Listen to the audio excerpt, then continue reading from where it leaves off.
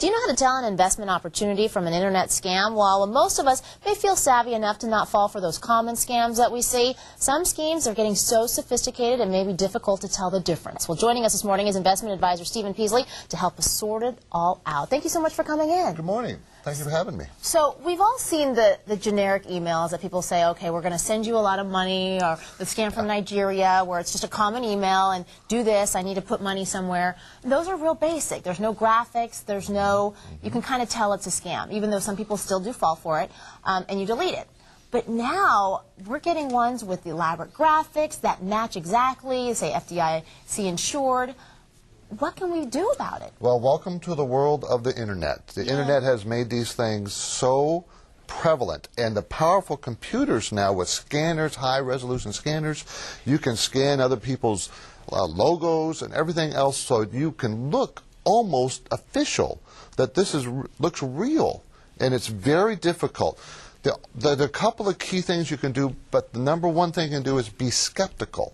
Be skeptical. Anybody sends you an email that you didn't ask for, automatically assume there's something wrong here. Yeah, but I'm usually very skeptical, and I wanted to show you, obviously you've come across a lot of different scams. I wanted to show our audience one that we got here at Fox 6 that looks very simple. It's not even, doesn't even seem like a scam. Take a look at this. This is an email that we got, B of A, and it looks like, if you bank with B of A, it looks like the standard logo, everything, and it says click here for a security message. It's almost like they're sending you information. So then you click on it, and here's what opens up.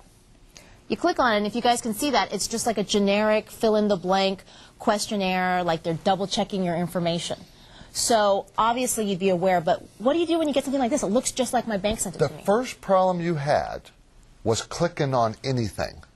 Because besides filling out this information, which they're asking you for information that the bank already has. Yes. So first of all, that should be a flag. What do you mean? Why are they asking me for more information? They have all that information. But just by the fact that you clicked on it, you don't know what kind of message that sent back to the person who sent it to you. That could easily flag them, oh, here's a person that has some gullibility.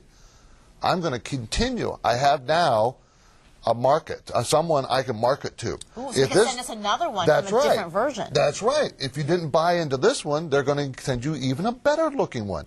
Do not fall, just because it looks official, do not click on anything you did not solicit. That's the best way to avoid these things. So that was a basic one. You talked about other ones that we won't go into that were more sophisticated and really elaborate, and a lot of people have fallen for. What are the main trigger phrases that people need to look at when they see something in their inbox? Whenever you see the term free money, there's no, if there was, I'd already have it. There is no free money. There's no secrets. Whenever you see the word secret, that should immediately make you suspicious. Or uncovered, or undiscovered, or new. Anytime you see risk-free or doubling your money, all I'm asking you to do is be skeptical, because all those phrases are key phrases not to do it. Yeah, and how do you double-check these companies, though? How are you able? The SEC has a great website. You can go to sec.gov. You can easily check any investment scams. The other types of scams, there's so many, and it's almost impossible. They don't even know how big this problem is. Yeah. It's impossible to tell how big this problem is. It's everywhere. It's prevalent. But if it's an investment scam, you go to the SEC.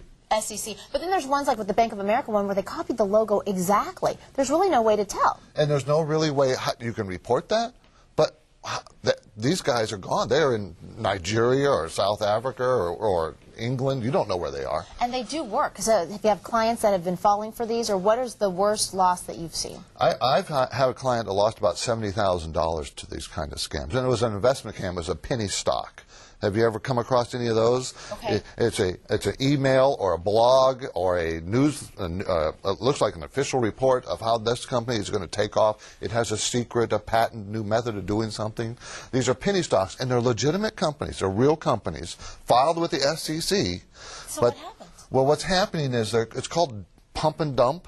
What's happening is the people that own millions of shares of these things, 10 cents each or 15 cents each, and they send out these marketing pieces that look very official, and sometimes they actually hire. Matter of fact, there was one in the Wall Street Journal, penny stock scam, okay.